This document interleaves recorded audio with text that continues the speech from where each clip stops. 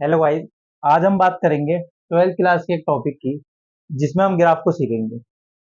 Graph actual में हम बनाएंगे फंक्शंस का। अब फंक्शन जो दो टाइप के आपके होंगे यहाँ पे। पहला टाइप का जो आपका फंक्शन होगा वो है हमारा एलजेब्रिक, और दूसरा टाइप का है हमारा ट्रांसेंडेंटल। अगर हम एलजेब्रिक में बात करें तो एलजेब्रिक के अंदर आप पढ़ेंगे पॉलिनोमियल फंक्शन। दूसरा आप पढ़ेंगे यहाँ पे रेशनल फंक्शन, और एक आप पढ़ेंगे यहाँ पे इरेशनल फंक्शन। ऐसे ही जब हम आगे जाएंगे तो हम यहाँ पढ़ेंगे पीस वाइज फंक्शन,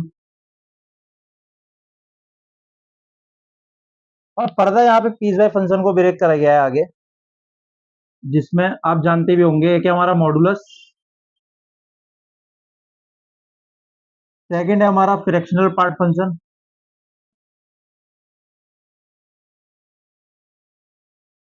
थर्ड है ऐसे ही हमारा ग्रेटेस्ट इंटीजर फंक्शन,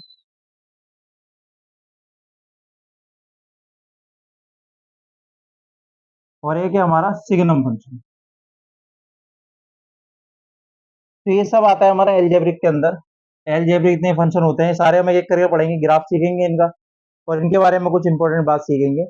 ऐसे ही अगर हम यहाँ बात करें तो यहाँ पे आपको सबसे पहले मिलेगा टिग्नोमेट्रिक ग्राफ या टिग्नोमेट्रिक फंक्शन।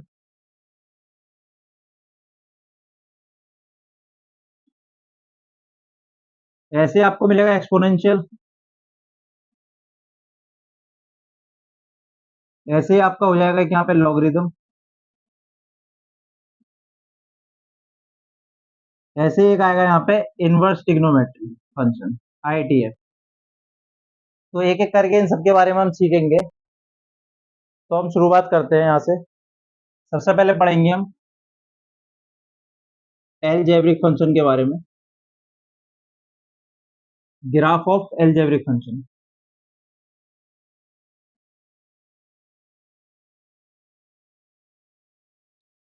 सबसे पहले अगर हम बात करें यहाँ पे, तो वो मैंने आपको बताया था अभी, पॉलिनोमियल फंक्शन।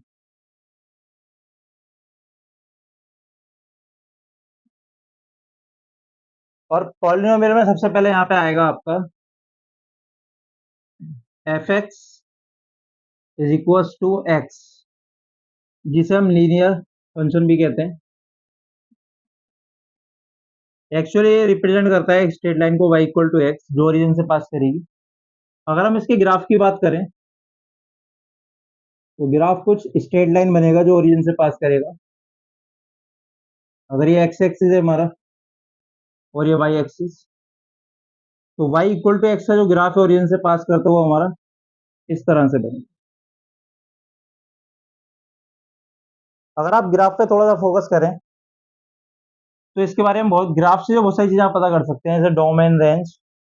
अगर हम यहाँ पे बात करें थोड़ी सी डोमेन के बारे में कि डोमेन क्या होता है, तो डोमेन का यह मतलब है कि एक्स की हम यहाँ पे कौन कौन सी वैल्यू दे सकते हैं इसे, और ये एक्सेप्ट कर लेगा, उसे ले लेगा। तो आप देख सकते हैं एक्स की कोई वैल्यू ले लेगा, इससे कोई प्रॉब्लम तो है नहीं।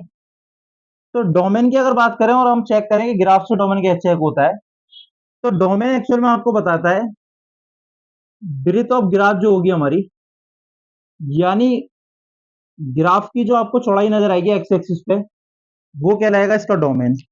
अगर हम ग्राफ थोड़ा सा फोकस करें तो आप ध्यान से देखें तो ये ग्राफ दोनों तरफ एक पूरे एक्सिस को कवर कर रहा है, यानी पूरे एक्स एक्सिस को कवर करने का मतलब ये है सीधा सीधा कि इसका डोमेन क्या होगा, set of real number, set of real number, जिसे आप आर भी कहते हैं, या आप इसे बोल सकते हैं माइनस इंफिनिटी से प्लस इंफिनिटी।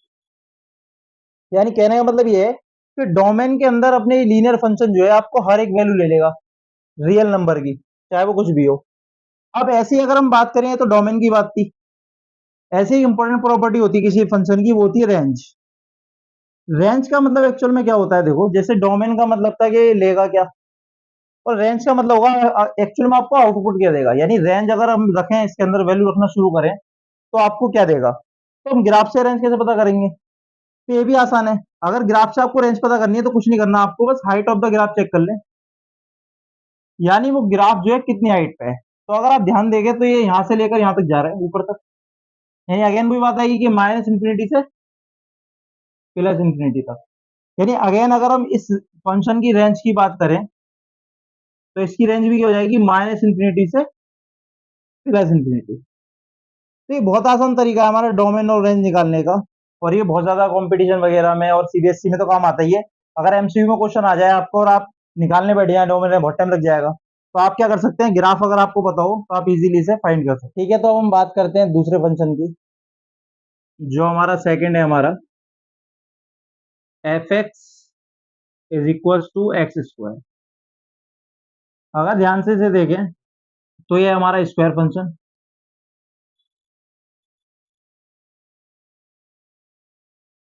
तो अगर इसके ग्राफ की बात करें, थोड़ा सा आपको पता है, अगर ध्यान दें तो इसका ग्राफ जो बनेगा वो पैराबोलिक बनेगा, यानी पैराबोला। और अगर हम थोड़ा सा ग्राफ पे फोकस करें इसका, तो इसका ग्राफ हमारा ओरिजिन से पास करेगा और बनाएगा पैराबोलिक इस तरह से।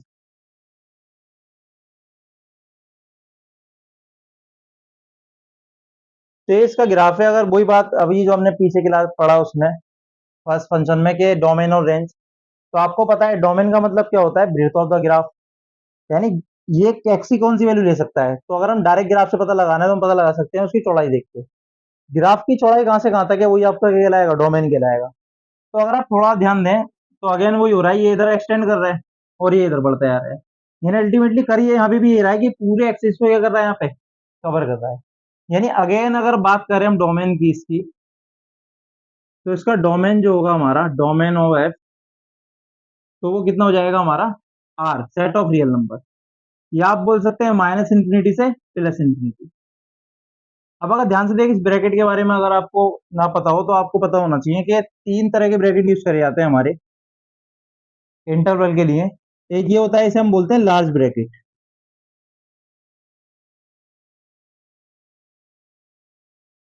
या आप इसे बोल सकते हैं क्लोज ब्रैकेट भी बोलते हैं इसे।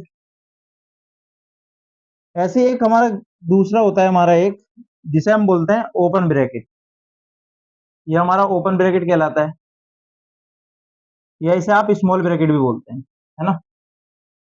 ये दोनों जो ब्रैकेट है हमारे यूज करे जाते हैं किसके लिए, इंटरवल यूज करने के लिए। एक तीसरा ब्रैकेट और होता है आपके लिए, वो होता है इसे कर्ली ब्रैकेट बोलते हैं, या आप इसे बोलते हैं मिडिल ब्रैकेट। जब आप 11th क्लास में होंगे तो आपने सीखा होगा कि ये जो है हम किसके लिए यूज करते हैं, सेट को रिप्रेजेंट करने के लिए। यानी मान लो अगर आपको सेट को दिखाना है तो हम इसे देखेंगे अब तीनों में फर्क क्या है, कोई डिफरेंस तो होगा। तो अगर हम डिफरेंस की बात करें, तो अगर मान लो यहाँ पे कुछ, अगर हम इस तरीके से वैल्यू ले लें, यहाँ पे 3 एज्यूम कर लें इस तरह से,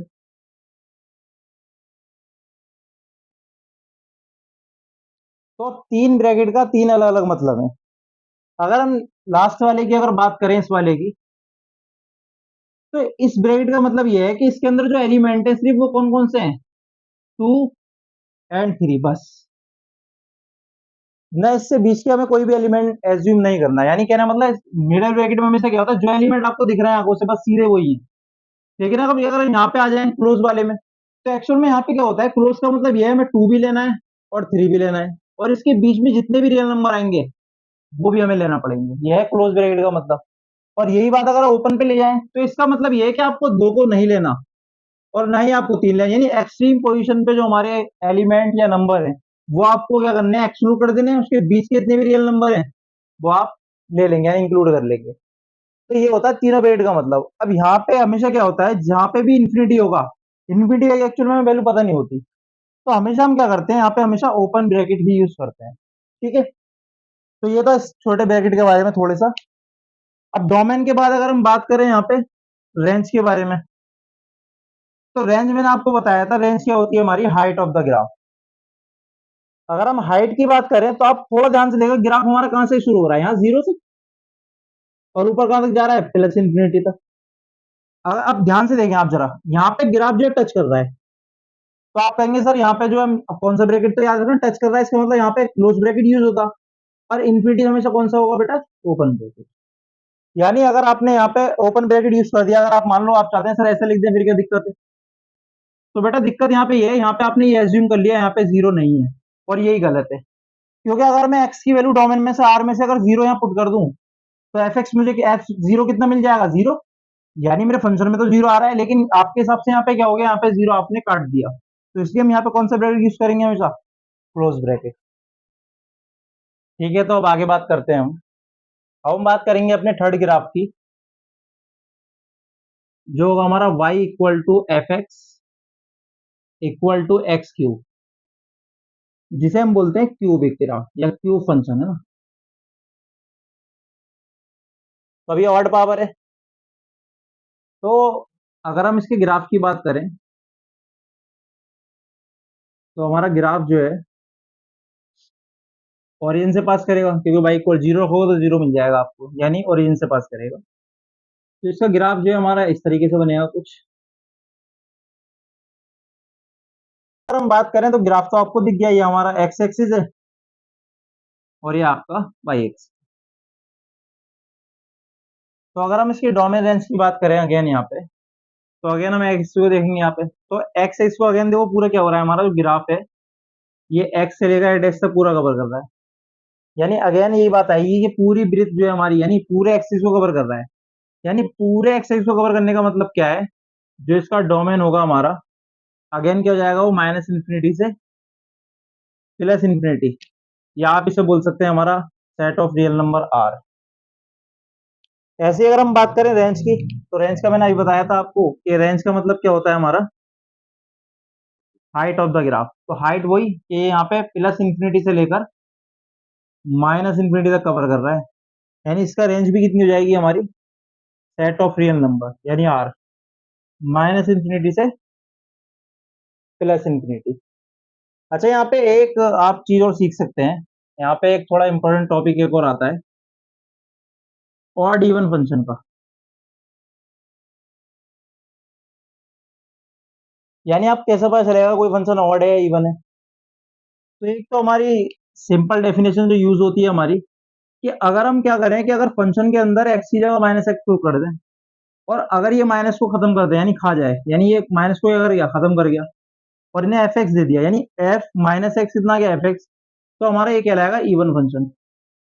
अगर एग्जाम्पल आप देख सकते हैं, अभी हमने पीछे पढ़ा था, तो हमने क्या पढ़ा था कि f x is equal to x square, यानी अगर मैं यहाँ पे एक्स या माइनस एक्स रख भी दूं, तो इवन पावर होने की वजह से क्या हो जाएगा, माइनस खत्म, क्या बचेगा एक्स स्क्वायर। यानी इसका कहने का मतलब ये है कि जो हमारा स्क्वायर फंक्शन था पैराबोलिक, वो हमारा इवन फंक्शन था। अब ऐसे ही अगर हम ऑड की बात करें, तो ऑड में रिवर्स हो जाएगा, यानी अगर आप क्या करें, माइनस दें इसे, और ये वापस क्या करें, माइनस को आपको बाहर फेंक के दे दे, तो ये कहलाएगा हमारा ऑड फंक्शन। ठीक है, अब ऑड फंक्शन होने के, अब इसका एग्जांपल ये रहा आपके सामने।